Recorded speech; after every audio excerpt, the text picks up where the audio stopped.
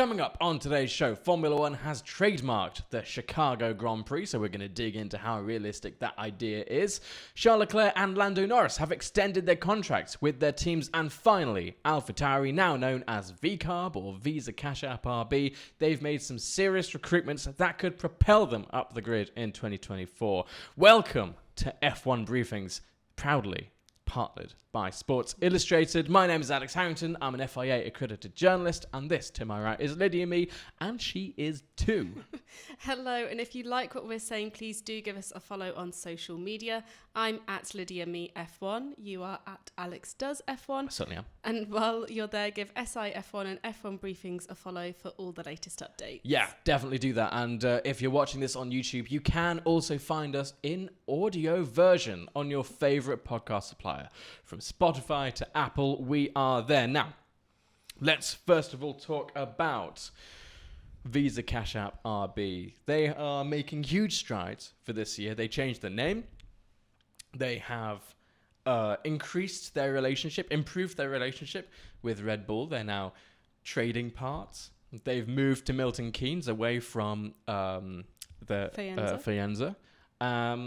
Killing all the jobs in the process. It's a lovely, lovely company. And obviously, Vasa Cash App, they're bringing in all the sponsors. They're bringing in all the money. Now, I've already made a video. You can go and watch it by clicking that thing up there on why I don't like the name. We're kind of in this kind of... they're making money. That's kind of what it is. It's a big marketing exercise, and it's working because we're all talking about it.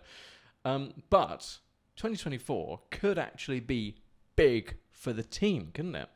Yes, they've had 3 major new recruitments that were announced this week. But on top of that, obviously everything you've mentioned, but they've also got Laurent Mekies in as the team principal now. So that's going to be a huge change for the team. Yeah, joining from Ferrari. Yeah. I think they're actually very lucky, as long as he doesn't take over any sort of strategic decisions. That would be bad. You're on one today. Yep. It's slightly scary. But yeah, so they've got 3 new huge recruits for 2024 from the FIA, Alpine, Red Bull. I suppose Red Bull isn't such a surprise, seeing as, the partnership. It's kind of the same company. But I mean, the most exciting one for me was Alan Permane. I don't know about you. Yeah, no, I think look, the three people have come over. Tim Goss, who will be CTO going forward. He's had a strategic role in the FIA. He's already had also had a long tenure at McLaren. He's going to be kind of leading the engineering going forward, whatever engineering is left after Red Bull take care of it. Alan Permane, obviously, he was at Alpine for a long time. And then something crazy happened at Alpine. Everyone was fired. And so he's been scooped up by what are we calling this? I know, this you really team? want to call them AlphaTauri, don't you? VCARB. I'm going to try and stick to VCARB. He's been scooped up by VCARB as well. And he's going to be a racing director. And this is great because he's really good. He was seriously good at his job, underutilized by the Enston team. And finally, I'm gonna really chop this name up, and I do apologize. Guilherme Catalani, he's moving over from Red Bull, and he's going to be taking over as deputy technical director. Now, this is obviously great for the team because, you can't copy a team. There are certain things you can't. If someone moves from team to team, they can't take any information with them. But what they can't stop them taking with them is their memories. And this guy's going to know Red Bull's secrets. So he is possibly, to me, I believe he's the most powerful one of the 3 here. He's the most important because, he's just going to know how Red Bull have become so good. Now, obviously, the RB19, RB20 this year, it is catering Max Verstappen. There's whether it was built that way or not, I think there's no denying that it is a car that matches Max Verstappen's driving style, which is very aggressive, very twitchy. As Perez has said constantly, he can't deal with how twitchy the car is. So whether it's going to work for the likes of Daniel Ricciardo, Yuki Tsunoda, the drivers of VCARB, I don't know. The car might have all the potential But maybe it might not work for the drivers. We'll see. But I think this is going to be really good for the team. And obviously with Laurent Mekies in charge as well. I think it's actually going to be one hell of a team in 2024. Yeah, I think it's going to be really positive for the team. And I think we could see... I think the one thing is that it's been so talked about that there's actually now quite a lot of pressure on them to have huge comeback. I think it could go... Well, it obviously could go one of two ways, but I like to think that they will technically it'd be one of 10 ways. Anyway, I'm going to move on. I think they will come back and be very, very strong. But like you say, it's down to the driver as well as the team. Red Bull have Max Verstappen, who's obviously in his prime. He's an amazing driver. I don't think they're going to be second in the championship. No, I don't think so either. I do think they could be top 6. Yeah, I mean, like you said, there are huge expectations for VCARB going forward. They have all the right people in the right place. They have incredible drivers, and they will have a car that is good at the very minimum. Now, let's talk about the drivers for a minute, because, you know, Red Bull and VCARB, AlphaTauri, Toro Rosso, whatever you want to call it, obviously they've got this huge relationship, and they do kind of trade drivers every once in a while. You know, Verstappen came from Toro Rosso, Vettel, Alex Albon. We've had so many great drivers come through that Red Bull driving, what do you call it? Family. Yeah, the junior kind of drivers. But I feel like change is coming. You know, we've seen in 2023, AlphaTauri went through, I think they went through like 7,000 drivers last year. It felt like it anyway. You know, Liam Lawson, Daniel Ricciardo, Nick De Vries. Yuki. There was 4. Yuki Tsunoda. Close to 7,000. I'm getting there. I was never great at maths. But Perez's time at Red Bull, I believe, is coming to an end. And that is purely because no one can live up to Max Verstappen, I feel. You know, Red Bull last year got the first 1-2 in the team's history. Mm-hmm. But it was clear that the team was not happy with Perez. Christian Horner, team principal, said, "Oh no, he's going to go through his contract. We're happy with him. He's doing what he can. You know, we're going to see it through." But Helmut Marko, on the other hand, he was like, "Yeah, no, he's out, mate." So it's difficult to kind of understand what's going on there. But I do feel like they will be looking for a replacement for Sergio Perez. Now, who is that going to be? My obvious answer would be Daniel Ricciardo. Mm-hmm. But he is so good for PR. And VCARB are really going for I think the whole thing is a marketing operation. I think they've forgotten that they are a racing team. It's like a billboard, isn't it? But I do feel like they're going to keep Ricciardo there because he is just so good at PR. He has the smile. He does have the smile. He's got the media personality, hasn't he? But I think, I don't know. I don't think I agree. I think if they must be thinking, and I also think this was probably promised to Daniel Ricciardo previously, that if Perez doesn't keep his seat beyond 2024, that he will get it. So long as, you know, there's got to be some performance kind of targets in that. Yeah. He's got to prove himself, and especially if VCARB, this is going to be a challenge, especially if VCARB are going to have a good car this year, then that is one excuse taken away. I think that's why, quick side note, that's why I think that it was harsh on Nick De Vries last year, because the first 10 races, yes, he didn't get any points, but the car was crap. So what do you expect? Like, it's... Yeah, what was he, only 2 points behind Tsunoda? He was a rookie. Like, that's come right. on. No, I completely agree. Yeah. It was only until the end of the season where we saw any kind of potential in the car, and that's when they kind of started bringing on some Red Bull like upgrades. Yeah. So I think the car will be more in line with the RB19, RB20. So that takes an excuse away. If Daniel Ricciardo can really prove himself in that car, I think he will have the seat in Red Bull. I understand the PR stuff, but also Liam Lawson, I think, will be good for PR as well. And I think he will be the favourite to step up into VCARB. Yeah, I mean, he proved himself, didn't he? He was great. I thought he was really good. He's also really going in on his social media presence. And I know that's not a huge thing, but with Drive to Survive and everything like that, having that fan base, which is partly what's helped Ricciardo so much from a media point of view, is he came across so well on Drive to Survive. He very quickly became a fan favourite. He now has that very strong fan base that follows him. So I think younger drivers are probably seeing that and thinking, I need to also expand my social media presence and have more of a... It's like another thing to go in their favour, basically. Yeah. And I think he will be the favourite, and I think he would be also very good for media. Yeah, I agree. If you haven't seen Liam Lawson on YouTube, I would really advise you to go check it out. He owns a modified Toyota Supra, which is always a win in my books. But I do agree. I think there are 3 people who could potentially step up into the Red Bull family. And I think that's Alex Albon, Liam Lawson, and, Daniel Ricciardo. He's already in the Red Bull family, but I think he's going to move around a bit potentially. Alex Albon has really shown potential. There is no doubt he is seriously good. And I know he's had a history in Red Bull and it wasn't that great, but he's already come out in the...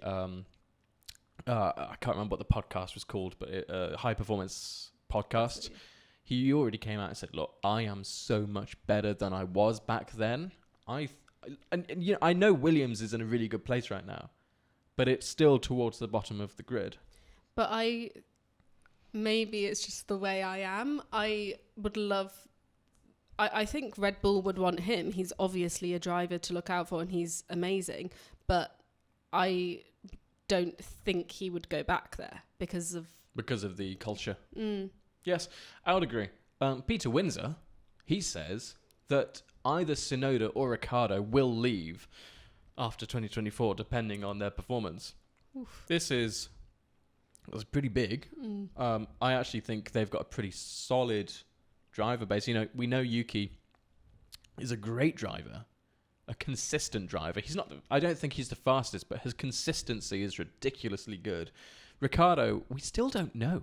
We still don't know how good he is in these current cars because he just hasn't had the time in the car to actually prove it to us yet.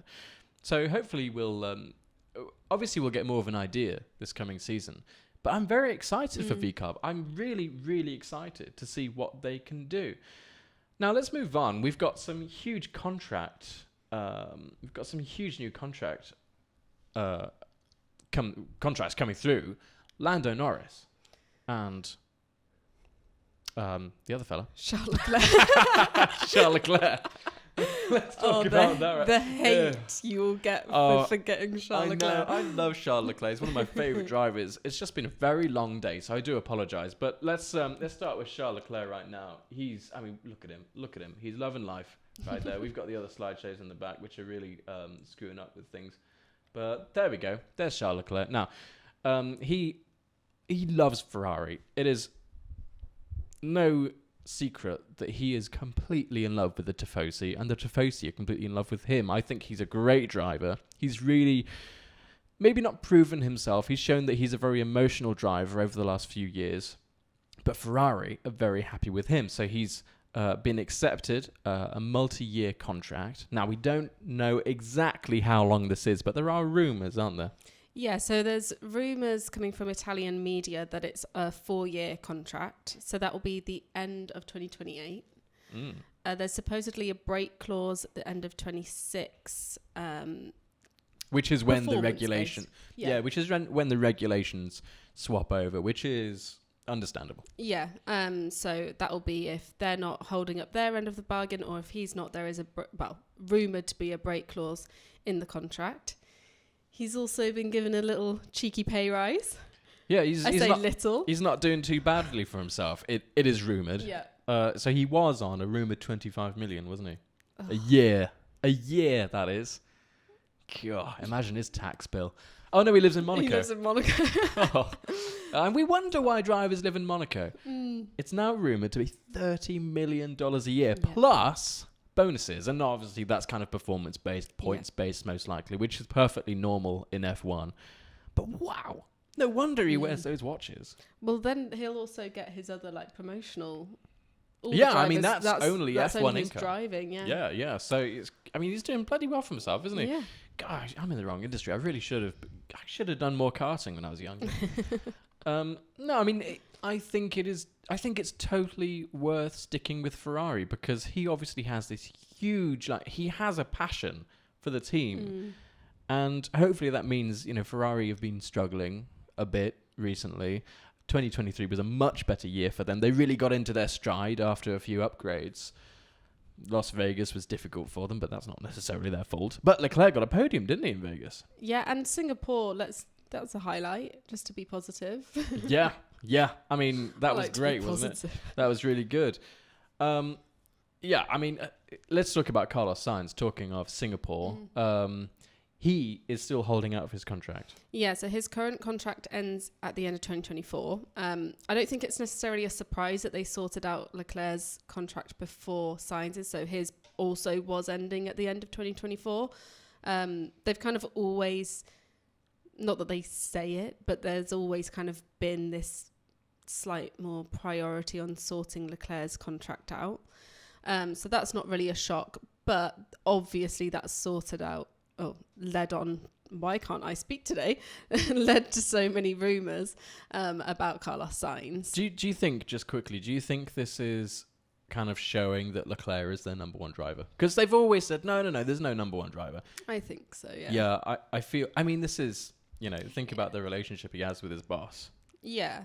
I think as well, I mean, obviously, Carlos was the only one non-Red Bull driver to win a race last year. So he obviously is an incredible driver as well. But I think huge because talent. of 2022, losing track of years, about age. It really looked like Charles at the beginning of that season, the first half, that he was going to be able to fight for that championship. And I think that has almost carried through with the team. And then, like you say, he's got history with Fred Vasseur. So I personally think yes. Yeah. But not that they're ever going to say anything. Do you also think, so there are rumours that Carlos Sainz is holding out for an Audi seat. Sauber is joining forces with Audi, currently called Stake. It's all very confusing. Very confusing. But do you think Ferrari's going, well, maybe this is actually true because, his father has connections to Audi as well. It kind of makes sense. And Ferrari's like, you know what? We kind of don't want to put all our eggs in your basket right now because you have other loyalties that you're possibly exploring. But then if you look at it the other way, the rumours are that Carlos wants a multi-year extension, but Ferrari only wants a 1-year extension. Obviously, that's just a rumour. No one actually knows if that's true at the moment. But if that was the case and they were worrying about an Audi contract, would they not be trying to secure him in on a similar multi-year so he's locked in? Yeah, potentially. From my point of view, obviously this is all speculation. From my point of view, it kind of seems as though Carlos wants to secure his place in F1 with a multi-year extension, so then he can move into Audi pretty easily. Ferrari may be wanting someone who's as passionate as Leclerc. I don't know. I'm just guessing. Yeah, potentially. I think Audi are going to have a fair few potentials on the table. Definitely. I think they're probably going to want a German driver as well. But we will talk about that in another video. Has a link, doesn't he? This is a whole new story, so we'll be talking about that in another video. Let's talk about Lando Norris. Again, there's quite a bit of speculation here, but I've got some photos of Lando Norris for you. Look at that, sporting the new goatee. I think it works for him. Now, McLaren, what a year they had. Well, I say year, half a year. They really showed that towards the second half of that year of 2023 that they were the second fastest on the grid behind Red Bull. And, it was amazing. You take away Red Bull, and we had such a great season on our hands. McLaren kind of came out on top at the end of that. Now, he's already got a contract until the end of 2025, or is it the beginning of 2025? I think at the end of 2025. He just went and scored himself a longer contract, and we know that he is paid big bucks for this, for his work with McLaren. So it's no surprise that he stayed. People got angry, didn't they? Because he said something along the lines of, I don't want to move to Red Bull because I don't want to fight with Max Verstappen. Fair. I want to explain to you why that is actually a completely fair assessment. Lando and Max are both very, very good drivers. But if you know someone's as good or better than you, then the difference can't necessarily come from your own talent behind the wheel. The difference, therefore, comes from the car and the car's performance.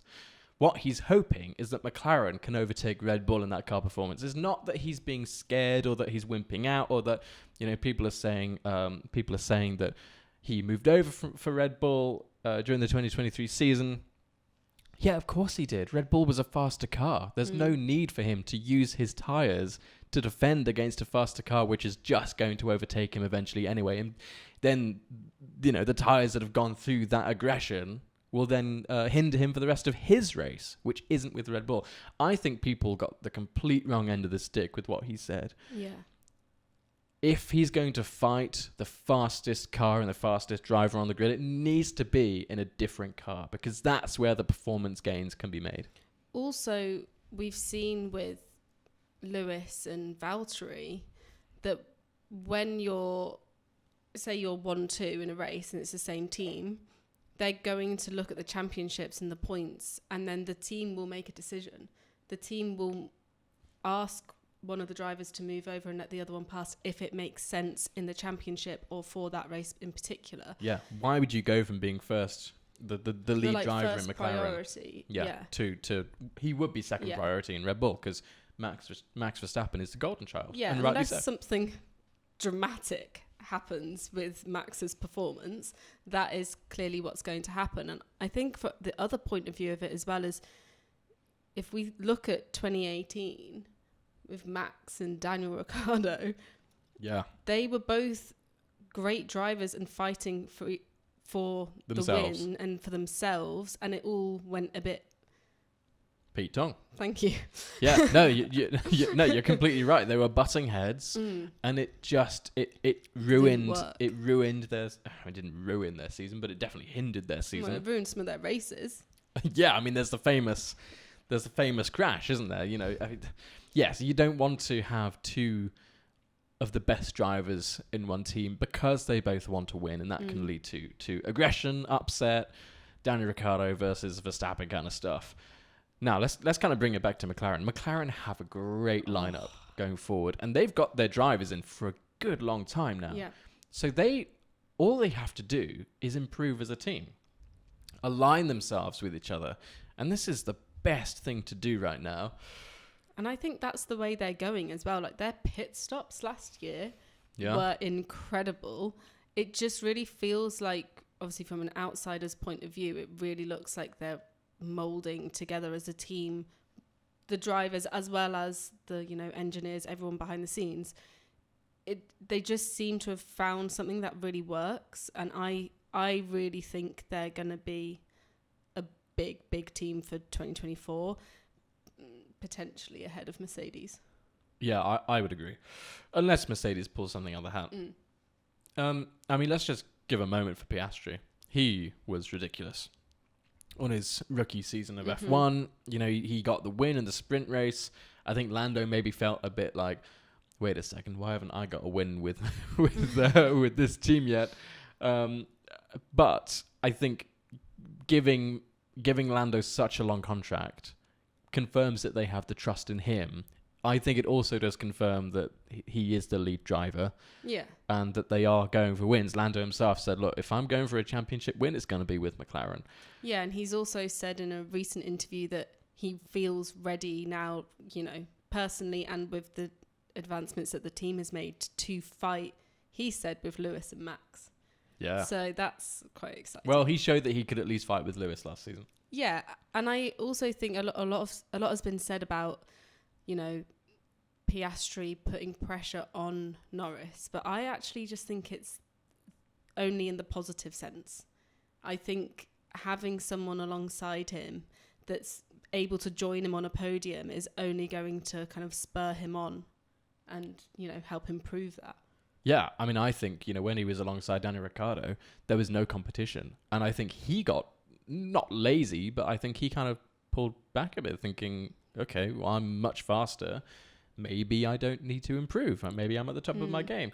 But actually, I think when Piastri came along and he showed that he had an insane level of performance, Lando was like, wait a second. Okay, I've got to keep trying because I'm not at 100% yet.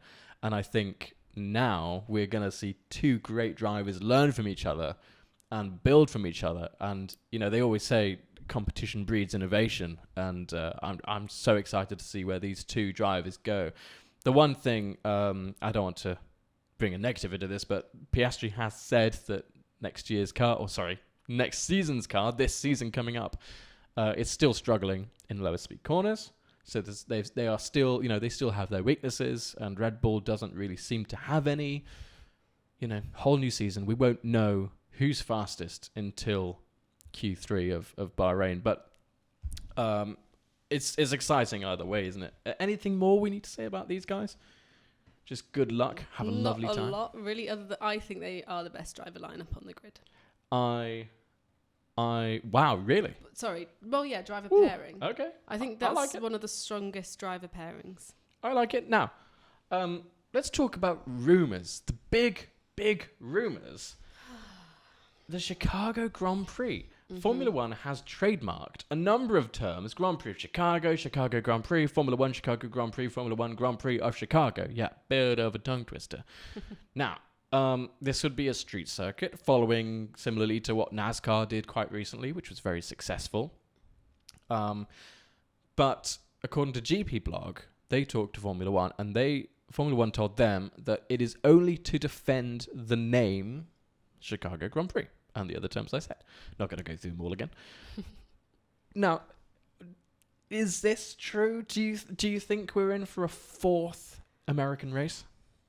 I mean, there's been a lot of discussion about a potential fourth US race. Chicago hasn't actually been mentioned previously, as far as I'm aware. There was talks of New York, and the F1 did a similar thing where they registered the trademark for that.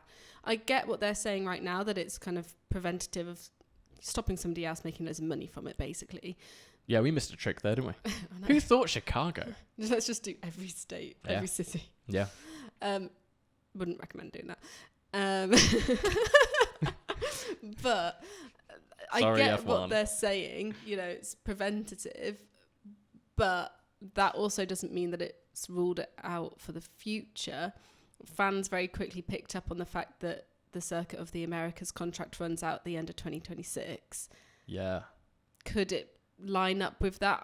I personally don't think so. I think, you know, it would be another street circuit. So are there the backlash they would get, honestly, if they replaced COTA with a street circuit? I just think all hell would break loose. I hope they never replace COTA. I love COTA. I think COTA is one of the best tracks we have on the calendar currently. And they're removing so many. Yeah, Madrid. They're removing the Barcelona, Circuit de Catalunya. But of course they are. Of course they're going to do that. They're saying that they likely won't do that, but they're not going to have two. They're looking at what, a 10-year contract. It's a 10-year contract for Madrid, but they haven't confirmed. Let's only upset them once in one video. I've just told everyone to trademark. This is true. This is speculation from me, but I do believe they will be removing Barcelona from the calendar. I just can't see them having two races in one country. Anyway, let's talk about 4 races in one country again. Yeah, you're right. Circuit of America, Austin, Miami, Vegas. They were all very successful. And, you know, we Drive to Survive, and we've talked about it before, the American influence on Formula One right now. It's no surprise that they want to grow the number of races in the country. It's a huge country. And each race does bring something different, I feel. Yeah, Miami's got, like, the beach party, I'm going to say it, vibes. Horrible. The beach party vibes, Vegas, the gambling and addiction and all that kind of stuff. The parties, I suppose. Well, like nightlife as well. It's a night race. Nightlife. It's a bit different. And it was great, actually. The Vegas Grand... I'm only joking when I talk negatively about these places. Vegas was great. Miami wasn't. But Vegas was a great race. And finally, COTA, which brings... It almost feels like the traditional part of F1 in America. Yeah. And COTA's just brilliant. I love the track. FIA President Ben Sulayem, he said that he does not want a 4th race in the US. But I don't it's money, isn't it? This is what it all comes down to. It's rumored that Madrid is paying F1 to host a race twice as much money as Barcelona. Money. More talks about money. And I wouldn't be surprised if they do bring in a fourth one, because money. Street and sustainability. Street races, they say, well, there's public transport. It's much easier to get to a street than to a circuit, which it is. That is very true.